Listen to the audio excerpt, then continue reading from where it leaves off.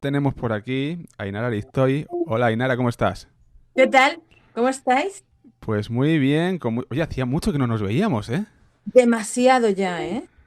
Estuvimos en un cementerio la última vez que hicimos un programa, un podcast desde un cementerio. Oye, te tengo que confesar que fue una de las experiencias más alucinantes de mi vida. Sí, ¿de verdad? Sí, hombre, no es normal, ¿no? Hacer ahí... Para mí no es normal ir a un cementerio y Bueno, hacer yo un creo que como podcast. estoy ahí todo el día ya... Estás ahí a tope. Oye, Ainara, si te parece, preséntate a la audiencia del Café de la Lluvia, quien no te conozca, que sepan lo que haces, a qué te dedicas, que sepan un poquito de ti. Bueno, pues mi nombre es Ainara, yo soy friki del arte funerario. Me gusta la palabra friki porque yo no le doy connotaciones negativas, creo que es algo bonito ser friki, porque significa que te gusta mucho. Y formo parte de Funerarte, que es una asociación cultural que nació con la pandemia, así que solo podemos ir a mejor, fue lo único bueno de la pandemia, ya a peor no podíamos ir, Ah, ya. y nos dedicamos a poner en valor el arte funerario. Hemos empezado por Madrid porque vivimos en esta ciudad, pero amenazamos con expandirnos, con conquistar ciudades cercanas y lejanas, así que cuidado. Hala. Hacemos, hacemos visitas guiadas, pero lo que nos interesa realmente es, bueno, pues enseñar los cementerios, que la gente pierda el yuyu, ¿no? Y que vea el arte, que vea lo bonito que hay, porque hay esculturas, hay arquitectura y hay mucha historia. Si te parece, te voy a plantear una reflexión inicial.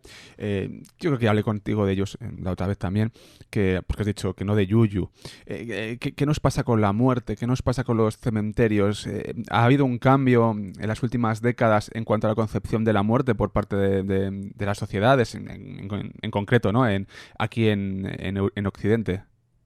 Totalmente. Lo que es la cultura occidental, desde mitad del siglo XX en adelante, hemos querido obviar a la muerte, ¿no? Hemos inventado los sanatorios, hemos inventado hospitales para personas con enfermedades terminales. Sacamos la muerte hasta tal punto que queremos obviar el hecho que vamos a morir, que es lo único certero de la vida.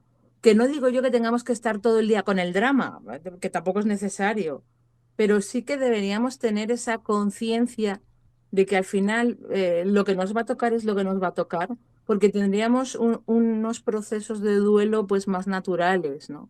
Hemos alejado tantísimo la muerte que el mero hecho de hablar de la muerte es eso de cállate, que yuyu. No pasa nada por hablar de la muerte, ni si dices la palabra muerte 3 veces, no te mueres. Muerte, muerte, muerte, sigo viva, no pasa nada. Eh, Madre mía, claro, aquí se puede hablar también, vuestro campo de trabajo, que son los cementerios, es un campo interesante porque cuenta cómo vivimos también. Aquellas personas que han fallecido, pero cómo han vivido. Eso aparece reflejado en muchos espacios de los cementerios. Al final, el cementerio es el reflejo de la ciudad de los vivos en la ciudad de los muertos. Si nos damos cuenta, los propios cementerios grandes están divididos como las ciudades, por calles, por números, igual que la ciudad de los vivos. Y efectivamente vamos a ver el reflejo de cada sociedad e incluso de etapas históricas. Por ejemplo, generalmente las ampliaciones de los cementerios de Madrid se corresponden a epidemias de cólera, epidemias de peste, enfermedades que llegan bueno, pues provocan la propia COVID está reflejada ya en los cementerios. Desgraciadamente, vemos sepulturas marzo del 19, 17 de marzo, 19 de marzo. Pues es el reflejo de esa sociedad y, por supuesto, es el reflejo de quienes hemos sido. ¿Por qué? Esto llega a mitad del siglo XIX, porque los primeros cementerios no lo reflejaban, eran únicamente nichos. Como decía Mesonero Romanos, ahí sí que se igualaba, fueras un mendigo o un príncipe, tenías un nicho. No había mucha diferencia entre lo que era la lápida de alguien con dinero y alguien más pobre. Sin embargo, con la llegada de los grandes mausoleos, de los grandes panteones, quien tiene dinero se hace un monumento funerario que quede constancia que ha tenido poder. Al final es vanidad, ¿eh? Es la vanidad del ser humano que queremos trascender incluso en la muerte. Tú no sabrás quién he sido yo, pero que tenga un panteón enorme con millones de simbologías y muchísimas culturas, ya vas a intuir que por lo menos dinero he tenido, poderosa he sido, ¿no? Pues es el querer trascender. Si es que semos, como diría el otro. Desde luego. Y de estos cementerios vamos a caminar hoy por el cementerio de la Almudena. El gigante de la Almudena, que no es cosa pequeña. Bueno, que tiene una línea de autobús dentro. Fíjate si será gigante, que hay una línea de la MT que va por el cementerio únicamente. Tremendo, tremendo. Vamos, si te parece, a hablar ya de varias cosas. Una de ellas son las leyendas. ¿Cómo es de grande? Primero, ¿cómo es de grande? ¿No? Vamos a contextualizarlo en espacio. ¿Cómo es de grande la Almudena? Pues la Almudena es, dicen que el cementerio cercado, o sea, con muro más grande de Europa. Es una auténtica barbaridad. De hecho, es imposible visitarlo en una sola tarde porque puedes acabar agotado si vas andando, me refiero, ¿no? Hay millones de personas en el cementerio de la Almudena y ya os digo que es uno de los más grandes de Europa con una extensión. Bueno, yo no, yo soy malísima calculando las hectáreas, pero voy a ver si encuentro el dato porque es que es una auténtica barbaridad. Ya digo, desde luego de Madrid el más grande y casi casi el mayor de Europa. Si vamos a ir a caminar, yo creo que hay que hacer un poco selección de aquellos monumentos o personajes que queremos ver, porque si no, acabas llamando a un taxi del agotamiento que tienes de estar paseando por allí, vamos. Pues vamos a detenernos en algunos puntos de... 120 hectáreas, por fin encontrar la ¿Cuánto? chuleta. 120 hectáreas tiene. Madre mía. ¿Y dónde está ubicado exactamente? Pues lo tenemos cerquita del barrio de La Elipa. Está en lo que entonces eran las afueras de Madrid, muy a las afueras, en el momento en el que se va a inaugurar. Ahora ya casi casi forma parte de lo que es la propia ciudad, pero lo tenéis, bueno, sabéis, si queremos ir en transporte público, ahora que se acerca más el Día de los Santos, se van a reforzar autobuses, hay una parada de metro que es la Almudena, así que está muy fácil para poder acceder. Pues si te parece, vamos con ese primer punto en el que vamos a detenernos, que es una leyenda. Es una leyenda, la leyenda de Fausto, ese ángel. Cuéntanos, voy a compartir yo, voy a buscar una imagen, pero ve contándonos un poco quién es este Fausto, ya que dedica el tiempo libre. Bueno, me he traído un café, ¿eh? A salud Bien, de todos vosotros, bien, bien. que me gusta mucho el café. Salud para todos. Fausto es uno de los grandes personajes del cementerio de la Almudena. Nada más acceder por la puerta principal, la entrada de los propíleos, maravillosa. Tenemos lo que es la capilla. En el pasillo central, al final se ve la capilla que todo cementerio tiene. La Almudena no podía ser menos y también tiene su capilla. Y en la parte superior hay una escultura de un ángel al que coloquialmente conocemos como Fausto, que tiene la trompeta encima de las rodillas. Cuenta la leyenda que Fausto tenía la trompeta no en esa posición, sino que la tenía directamente tocando su boca. Estaba como a punto de poder hacer sonar la trompeta. Cuenta la leyenda que algunos madrileños, cuando pasaban por el cementerio, escuchaban el sonido de una trompeta. Bueno, imaginaos primero el imaginario colectivo tiene asociado a las trompetas con el apocalipsis, ¿no? Sí. Ángeles harán sonar las trompetas el día del Apocalipsis, pues dicen que esos madrileños cuando pasaban por la zona y escuchaban la trompeta de Fausto, casualmente fallecían o ellos mismos o alguien muy cercano de su familia. Así que se convirtió en un auténtico terror pasar por el cementerio y escuchar la trompeta de Fausto porque era signo de que algo malo, malísimo iba a suceder. Mira, voy a compartir, mientras nos sigues relatando, ¿no? Acerca de Fausto, si te has dejado algo en el tintero, voy a compartir la imagen ahora mismo, pero ve contándonos. Es que lo que cuenta la leyenda es que Fausto no estaba situado donde lo vamos a ver ahora, que es en la parte superior de la capilla. Dicen que estaba puesto en la entrada del cementerio a ras de suelo, o sea, a ras de visitante, y que por lo tanto era ahí cuando provocaba incluso más miedo, cuando daba más sensación de que algo iba a pasar. La verdad es que la hemeroteca, que es maravillosa, las fotografías que hay de Fausto, siempre los sitúan ya lo que es encima de la capilla. Las primeras fotografías que hay en hemeroteca es incluso el momento en el que se está colocando con grúa encima de lo que es la cúpula de la capilla.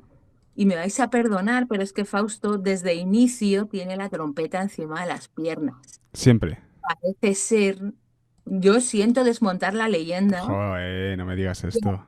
Vengo a chafaros. Bueno, a chafaros y que no pasa nada si escuchamos una trompeta, que si algún vecino toca la trompeta cerca del barrio y se oye una trompeta, cuando lleguéis a la Almudena, no nos vaya a dar un pampurrio, que no pasa nada. Que Fausto ya no puede tocar esa trompeta. Yo creo que en realidad nunca tuvo la trompeta, lo que es en los labios, pero que también está bien tener leyendas, historias un poco, sobre todo, bueno, pues de cara a estas fechas que nos dan un poquito de temblor, un poco de, bueno, Estoy intentando compartirlo. Es verdad que ahora se ve otra imagen que no tiene nada que ver, pero estoy intentándolo. Que está dando un poco de problemillas. Aquí está Fausto, ya le tenemos. mira lo que guapo él con su cielo azul. Con su trompeta, ¿dónde? Pues encima de las piernas. Yo no he encontrado ninguna imagen en hemeroteca que nos muestre a Fausto con la trompeta en la boca. Que pudiera ser que hubiera estado, bueno, pues vamos a dejarlo en un interrogante para aquellos a los que les gustan las leyendas, pero que sepamos que no hay ningún documento que certifique ese Fausto con la trompeta en la boca, por mucho que nos pese. Ahí tenemos a nuestro amigo Fausto. Proseguimos por la senda del café de la lluvia y Nara. Más allá de las leyendas, ¿qué más nos puedes contar sobre figuras también, ¿no? Relevantes que están allí enterradas? Que hay un montón. Claro, podríamos hacer 27.000 cafés de la lluvia hablando de todas las personas, personajes ilustres, conocidos, desconocidos, con historia, que descansan en la Almudena. A mí hay particularmente algunas esculturas que me gustan. Bueno, pues por ejemplo, yo soy muy fan de Mariano Benlliure, a mí me gusta mucho el escultor. Sabéis que Benlliure es un señor que hace mucho arte funerario y el Almudena tiene una de las esculturas más bonitas que se pueden ver en cualquier cementerio, que es una doliente, que es una llorona, que en este caso es la viuda de quien descansa en esa sepultura. Se llama Pilar Rubio y bueno, pues es una escultura a tamaño real de la viuda de quien ahí descansa, como digo. Es el encargo que hizo la propia viuda, don Mariano Benlliure, y es absolutamente espectacular porque está tumbada encima de la sepultura de su marido. Cuando él fallece, Benlliure hace una escultura, ya os digo, a tamaño real de la viuda. Está descansando, pero está en un acto de acompañamiento, de tristeza, pero no hay realmente desolación en su gesto. Es un gesto incluso de tranquilidad. La cara de Pilar es un gesto con los ojos cerrados, entornados, no nos lleva al drama, no nos lleva al dolor, aunque evidentemente una persona encima de una sepultura, pues sí que realmente nos traslada, ¿no? a ese sentimiento de pérdida. La escultura es maravillosa.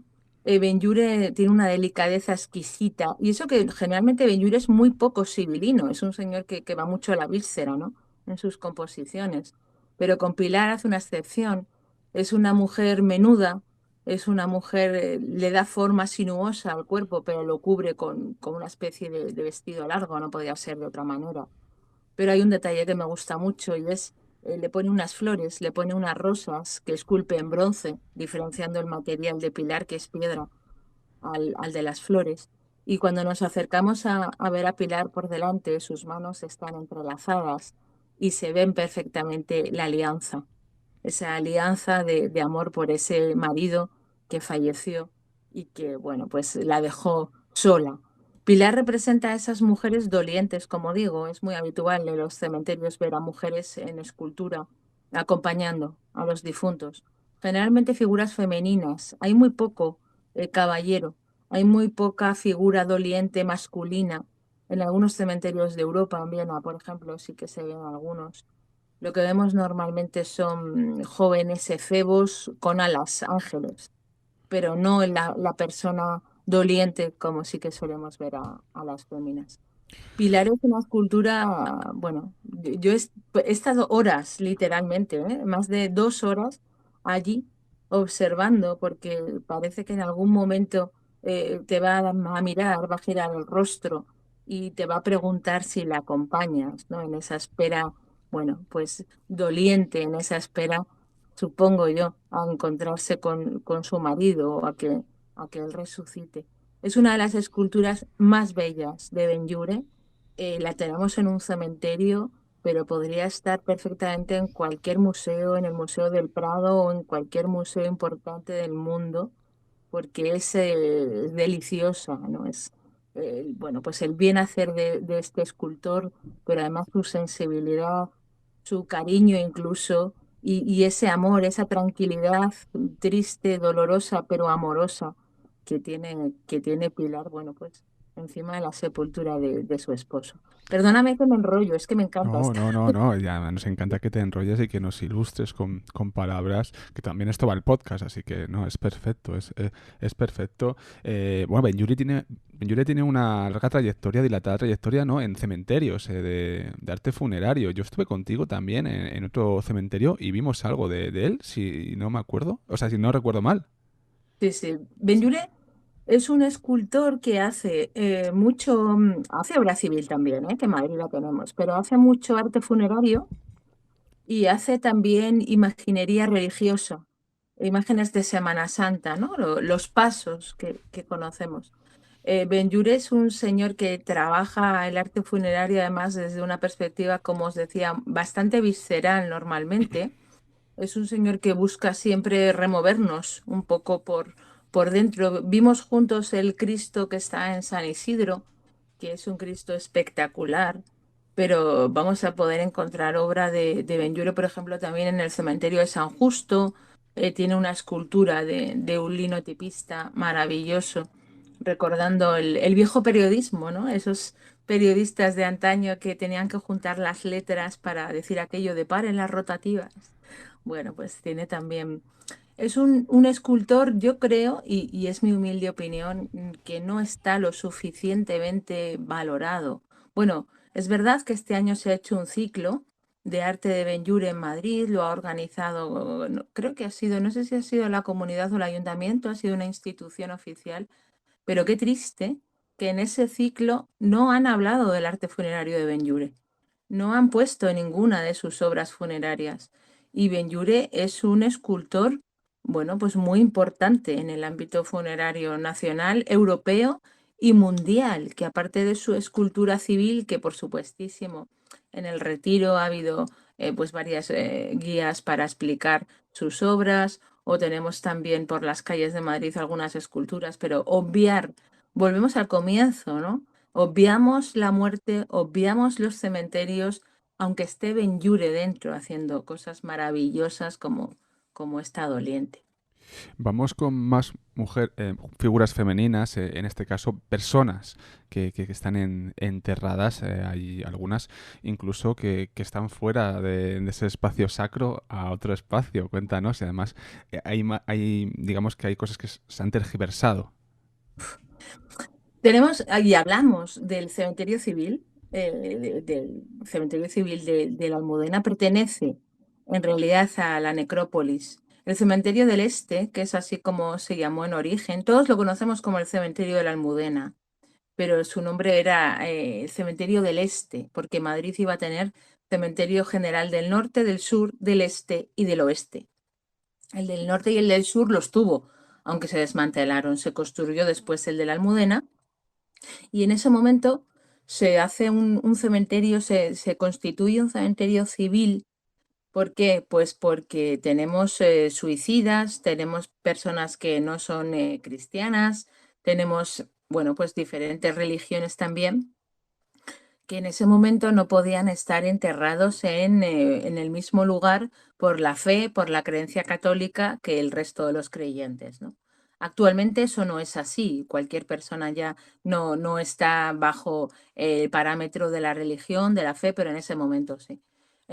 Hablamos de la primera mujer que se entierra en el cementerio civil, que además me gusta especialmente hablar de ella porque en Funerarte, mi compañera y sin embargo amiga y presidenta de la asociación Paloma, Paloma Contreras, haciendo una investigación sobre el civil, sobre el cementerio civil, descubrió que Maravilla Leal no se suicidó.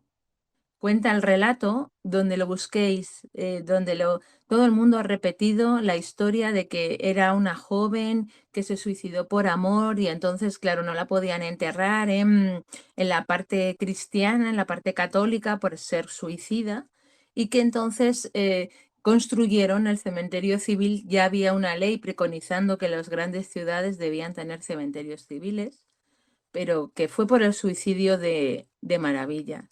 No se suicidó. Según la hemeroteca, y Paloma documenta perfectamente lo que es esta explicación, hemeroteca recoge que en las fechas en las que hablamos de Maravilla no recogen el nombre, pero se habla de una niña protestante que fallece en Madrid, a la que se entierra como primera inhumada en el cementerio civil.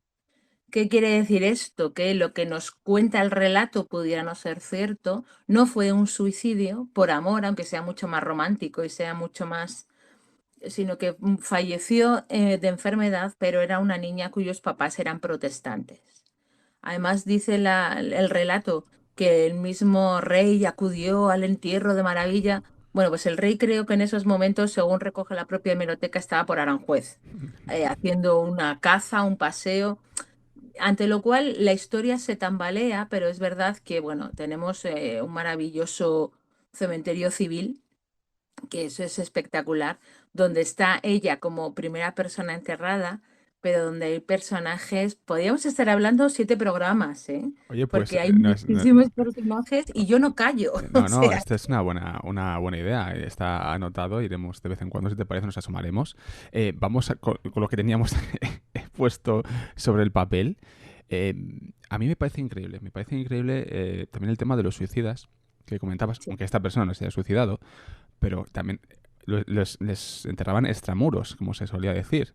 Esto es así y me imagino que habrá unos cuantos también en la Almudena, en el cementerio civil. Claro, es que démonos cuenta que el hecho de ser suicida en ese momento era pues casi casi sacrilegio, porque bajo el paradigma de la fe, de la creencia del cristianismo, el suicidio no ha lugar.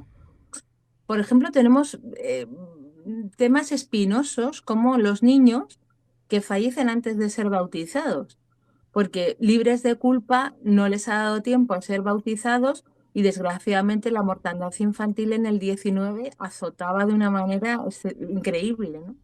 Bueno, pues hay niños que están enterrados en los cementerios cristianos, entonces cristianos o católicos, y en algunos no pone ni el nombre. Cuando veáis tumbitas o lápidas de niños que solo pone iniciales, generalmente es porque eran niños sin bautizar. O los propios suicidas que tú comentabas, pues muchos están en el civil, pero cuidado porque depende de qué suicida fueras, puedes estar incluso en una sacramental. Mariano José de Larra está enterrado en la sacramental de San Justo. Y es como un poco de, uy, pero si Larra se suicidó. Bueno, Larra fue enterrado en el Cementerio General del Norte, que era un cementerio que estaba en la zona de Fuencarral, y cuando se desmantela ese cementerio se plantean qué hacer con los restos de Larra. Claro, un suicida, sí, pero uno de los personajes más importantes del romanticismo español. Pues lo llevaron a una sacramental y fue porque el arzobispo del momento explicó o dijo como una especie de bula explicando que es verdad que los suicidas no podían enterrarse en el cementerio cristiano, pero que no había nada más loco que un suicida y que los locos sí estaban enterrados junto con el resto de cristianos. Bueno, pues yo creo que igual un poco como ahora, depende de quién seas, te puedes hacer unas cosas U o no. otras, u otras. Em, Proseguimos. Hay más figuras femeninas en la Almudena, más figuras femeninas. Está Carmen de Burgos. ¿Quién era Carmen de Burgos? La imagen la tengo de ella, ¿verdad? Sí. Sí, una foto además, bueno, Carmen de Burgos es una de mis mujeres preferidas, nota a pie de página. En general, todo el siglo XIX está lleno de personajes maravillosos, olvidados. También hay muchos caballeros, no voy a decir que no, pero si encima eres mujer en el siglo XIX o comienzos del XX, pues tienes muchas papeletas de estar borrada de la historia. ¿Por qué? Pues porque Carmen de Burgos fue una escritora, fue una periodista, fue una mujer pues muy valiente, hablando de divorcio, hablando de los derechos de los trabajadores, hablando de los derechos de las mujeres, pidiendo el voto femenino antes que Victoria Kent o que Clara Campoamor. Fue la primera que estaba pidiendo en público que las mujeres pudiéramos votar. Y os digo que esta mujer tuvo muchísimos artículos publicados en prensa a nivel internacional, no solo en España. ¿Por qué no la conocemos? Bueno, pues porque esta mujer era una mujer progresista, era una mujer avanzada, adelantada a su época. ¿Y qué hizo el franquismo con ella? Pues un poco como la sin sombrero, borrarlas. Sus libros desaparecieron de las bibliotecas. No se hablaba de Carmen de Burgos porque, bueno, sabemos que el franquismo lo que hace es relegar a la mujer a un segundo plano, ¿no? El papel de la mujer durante la dictadura, con todo el tema de Falange y demás, era el ángel del hogar. Las mujeres tenían que estar en su casa y servir a sus maridos. Y Carmen de Burgos fue una mujer, bueno, pues que sufrió el maltrato por su primer marido, se rebeló, tiene una historia personal muy agitada y ya os digo que además, bueno, pues es un poco rebelde para la época. Ante lo cual está completamente olvidada, teniendo que ser una de las mujeres que los propios periodistas tendríamos que haber estudiado en la carrera por ser corresponsal de guerra, por sus escritos. Ella acabó adoptando el seudónimo de Colombine a la hora de escribir. Escribió bajo otros nombres, pero fue un poco el más conocido. Y Carmen es una mujer, bueno, pues que tiene de verdad artículos, historias, novelas. Es toda una revolución casi, casi para las mujeres y para la sociedad en su conjunto y borrada, no la conocemos casi, casi.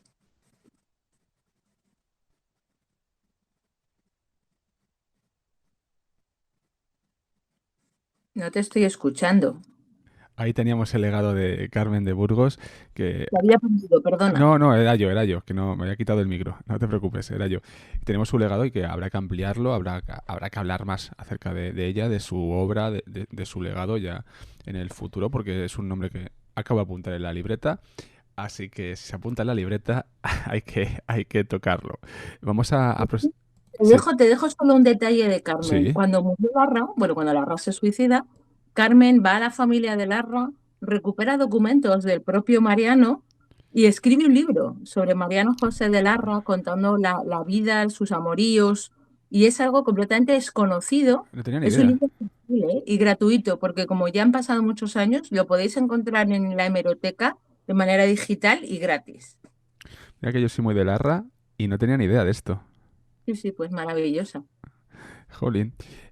Vamos con otra figura. Rosario. ¿Quién es Rosario? Ay, mi Rosario, Rosario la Dinamitera. Bueno, Rosario, ay, mira, me emociono y todo, se me ponen los...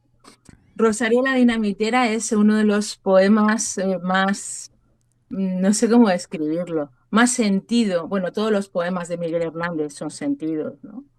Miguel Hernández, el poeta, el maravilloso escritor, el desgraciado escritor, que bueno, pues falleció, lo fallecieron casi, porque aunque él muere de muerte natural es por las circunstancias de la cárcel.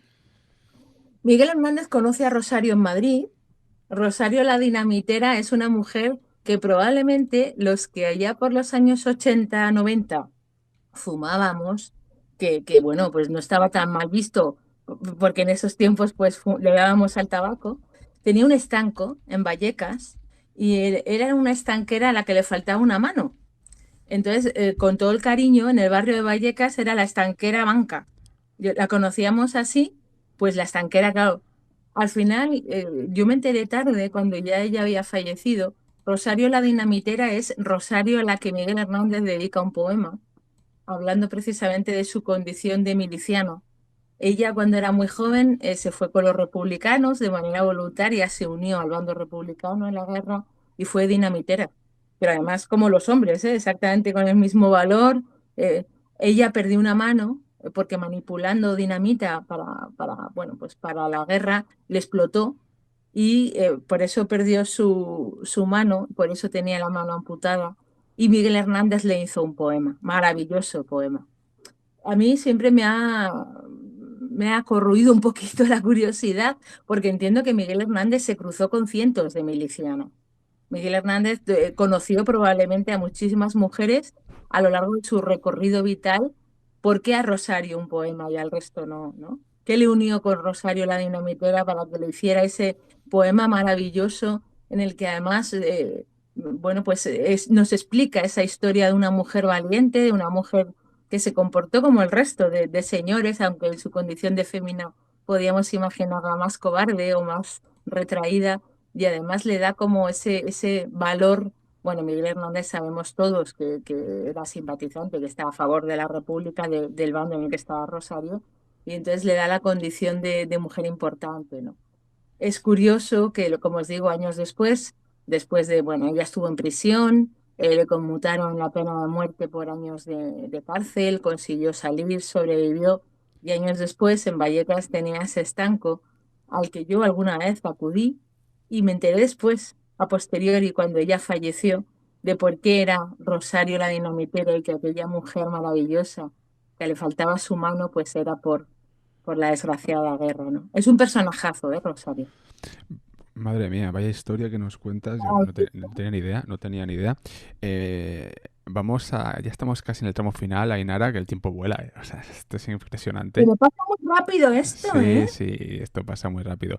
Voy a intentar compartir otra imagen de un domador del mausoleo de Junior. Cuéntanos quién era Junior. Bueno, Junior, a mí me parece muy importante por el propio monumento que tiene en el cementerio de la Almudena, porque el monumento ahora lo vamos a ver si puedes ponernos la foto, porque es un monumento, es un mausoleo espectacular. Es una representación del propio Junior. Junior falleció en 2002, ¿eh? No nos tenemos que ir muy lejos en el tiempo. Hablo de los años, ¿por qué? Porque en el 2000 ya no es muy habitual hacer este tipo de monumentos funerarios. Como os hemos comentado al comienzo, en el siglo XX en adelante, lo que hemos tenido ha sido, bueno, pues simplificaciones, ¿no? Mármol, gris, granito y poco más. Fijaos el monumento de Junior, que es espectacular, porque es como si fuera el propio circo, ¿no? Esa parte de atrás nos representa al circo. El mundo del circo es maravilloso, espectacular. Es cierto que los tiempos cambian, pero por ejemplo, a mí sí me gustaría reivindicar circos o cómicos como la propia compañía, el Circo de los Horrores, ¿no? Por deciros un ejemplo, que se han reinventado a sí mismos, han reinventado el circo, ya no salen con animales, que es un poco la crítica que se les puede hacer actualmente, y que han sabido reconvertirse. Bueno, volviendo a Junior, fijaos, el mausoleo con los animales y él en esa posición de domador, él era domador del circo, por supuesto, pero en esa posición en la que los propios animales le respetan, le rinden tributo en esa espectacular escultura que cuando uno va por la Almudena, si no sabe que se la va a encontrar, de repente te impacta porque es muy grande, porque tiene esos detalles del mundo del circo que es espectacular y que a mí como monumento pues me parece un homenaje a todos esos personajes del circo de cuando éramos pequeños, ¿no? Ese reconocimiento no solo a Junior, pues podríamos hablar como uno de los payasos de la tele, de los cómicos y de todo ese mundo pues que ya os digo, se ha conseguido reinventar, por ejemplo, ahora como os digo, con el Circo de los Horrores, por poner un ejemplo, ¿no?